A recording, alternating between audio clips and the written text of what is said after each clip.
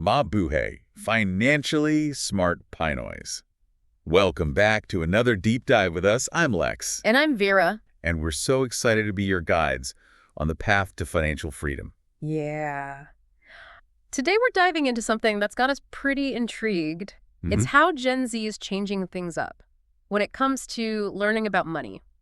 It really is a shift Yeah. from how things used to be. Right, Like we're seeing Gen Z move away from that traditional reliance on family and elders for financial advice. Exactly. We came across this article from the Deccan Herald, and it really lays it out. It says, and I quote, traditionally, parents and elders would pass on knowledge of financial management and investments. Mm-hmm. However, increasingly younger generations do not rely on these sources. So true. So we're seeing them go online to platforms like YouTube and Instagram to learn about personal finance. So what's driving this change? And what does it mean for Filipinos like us who are on the road to financial independence? Well, one thing that really stands out is the sheer amount of information that's available online now.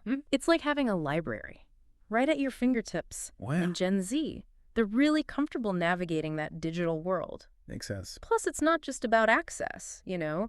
They're really drawn to the personalized learning experience, like finding content creators who speak their language and really address their specific needs. Yeah, I think that's such a good point.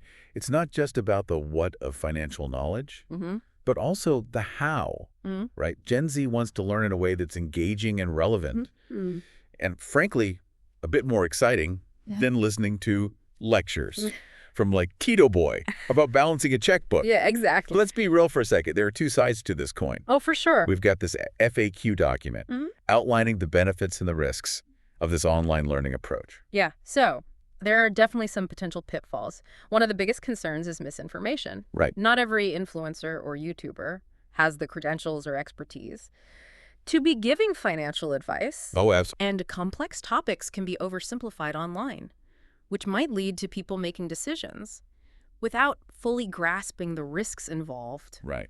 It's like trying to learn how to cook adobo just by watching a 60-second TikTok video. You might get the basic idea. Yeah.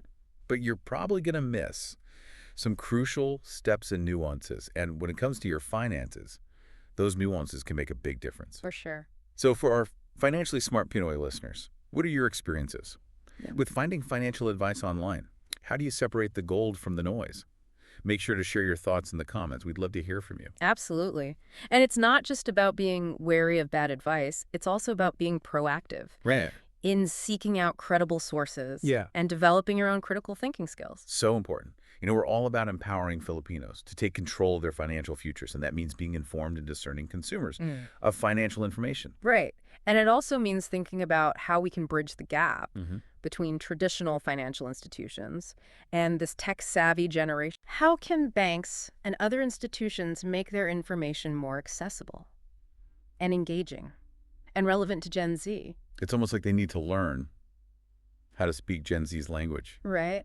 Right? Maybe they should be hiring some of these financial influencers as consultants or creating more interactive online platforms that cater to this generation's preferences. Yeah, it's definitely something to think about. And for those of you listening, think about how this applies to your own financial journey. Are you taking advantage of all the information that's available online? Are you being selective about the sources you trust? That's a really good point. And how can we turn this knowledge into actionable steps? It's one thing to learn about investing, but it's another thing entirely to actually open an investment account and start building your portfolio. That's where things get real. What are your thoughts on that, Vera? You hit the nail on the head. It's all about turning information into action. But we'll delve more into that in the next part of our deep dive, so stay tuned. Financially Smart Pinoys. Welcome back to the deep dive. We're picking up right where we left off, exploring how Gen Z is diving headfirst into the world of online financial learning. And we're not just talking about skimming the surface here. They're tackling complex topics like investing cryptocurrency and even entrepreneurship, all from the comfort of their phones. Yeah, it's pretty remarkable when you think about it. You know, previous generations often relied on financial advisors at banks who might not have always had their best interests at heart, or they were limited to the knowledge that was passed down within their families. Gen Z, on the other hand, has access to this vast ocean of information right at their fingertips. It's a game changer. But it's not without its challenges. Sure. Navigating that sea of information requires some serious critical thinking skills. And that's why we're here, Right. to help our financially smart Pinoy listeners develop those skills and become savvy consumers of financial information. Absolutely. So let's talk practical tips. What are some red flags our listeners should watch out for when they're consuming financial content online? Okay, first and foremost, be wary of anyone promising get-rich-quick schemes.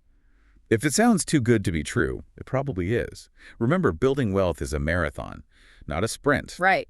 It's easy to get caught up in the hype, especially on social media, but sustainable financial growth takes time and informed decisions and a solid strategy. Another red flag is a lack of transparency. Ooh, good one. If someone is pushing a specific investment or product without clearly disclosing their own interests or potential biases, that's a sign to proceed with caution. Transparency is key. We always encourage our listeners to do their own research, look for multiple sources of information, and not rely solely on one influencer or YouTuber. After all, your financial future is in your hands. Right. Another tip is to look for credentials. Does the person offering advice have a background in finance? Are they a certified financial planner?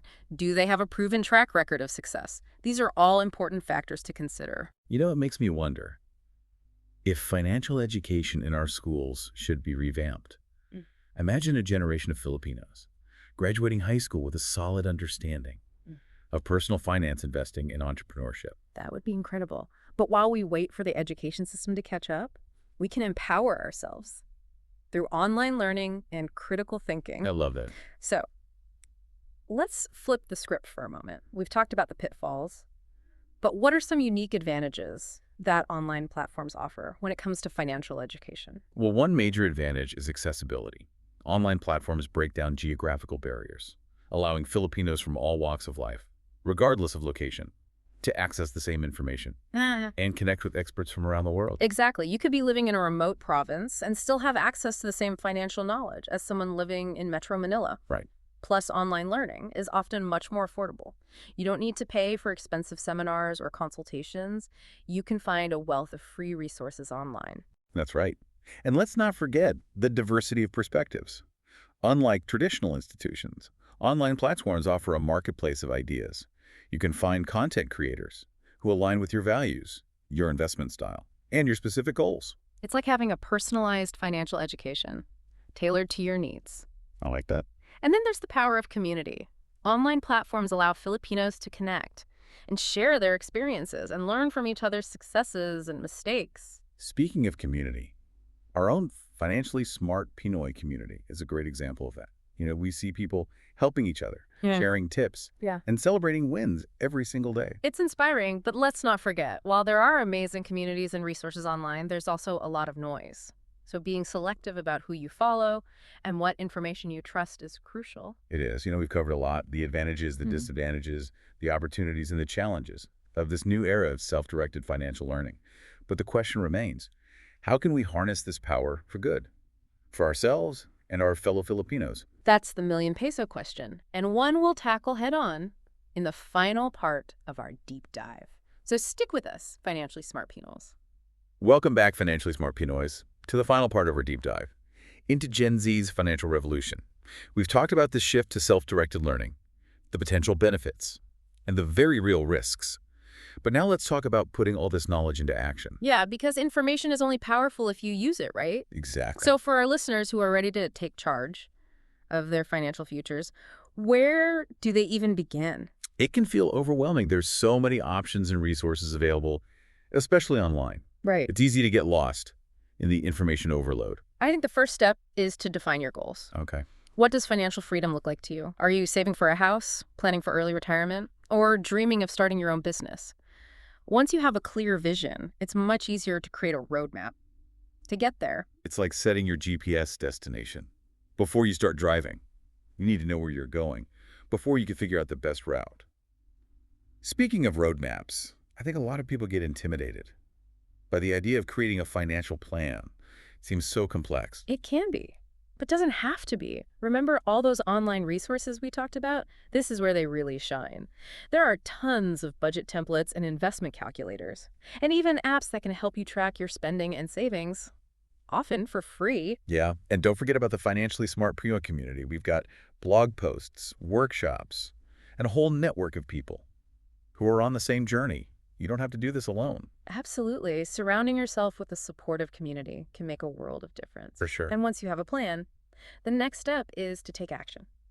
Start small, build good habits, and celebrate your progress along the way. It's all about those consistent small steps. Even if they seem insignificant at first, over time they add up to big results. Exactly. And don't be afraid to adjust your plan as you go. Life throws curveballs, and your goals might change over time. Financial planning isn't about being rigid. It's about being flexible and adapting to your circumstances. Which brings us to the importance of monitoring your progress. It's not enough to just set a plan and forget about it. You need to regularly review your budget, your investments, and your overall financial health. Yeah, regular check-ins are crucial. They allow you to see what's working, what needs adjusting, and make sure you're still on track to reach your goals. Think of it like a pilot checking their instruments during a flight. You need to make sure you're still on course and make adjustments as needed. For our listeners, how do you monitor your own progress? Are you using spreadsheets, budgeting apps, or maybe even a good old-fashioned notebook? Share your tips with us. We always love hearing from our community. Before we wrap up this deep dive, let's circle back to something we touched on earlier. This shift towards digital literacy and self-directed learning really has the potential to be transformative for Filipinos. It's about empowerment, isn't it? Giving people the tools and knowledge to create a brighter future for themselves and their families. Absolutely, and fostering a culture of financial responsibility and independence in the Philippines. Well said. And on that inspiring note, we've reached the end of our deep dive. We've covered a lot of ground today, but the conversation doesn't end here. Keep exploring, keep learning, and keep striving toward your financial goals. And remember, Financially Smart Pinoy is here to support you every step of the way. Maraming salamat po for joining us, and we'll see you in the next deep dive. Mabuhay.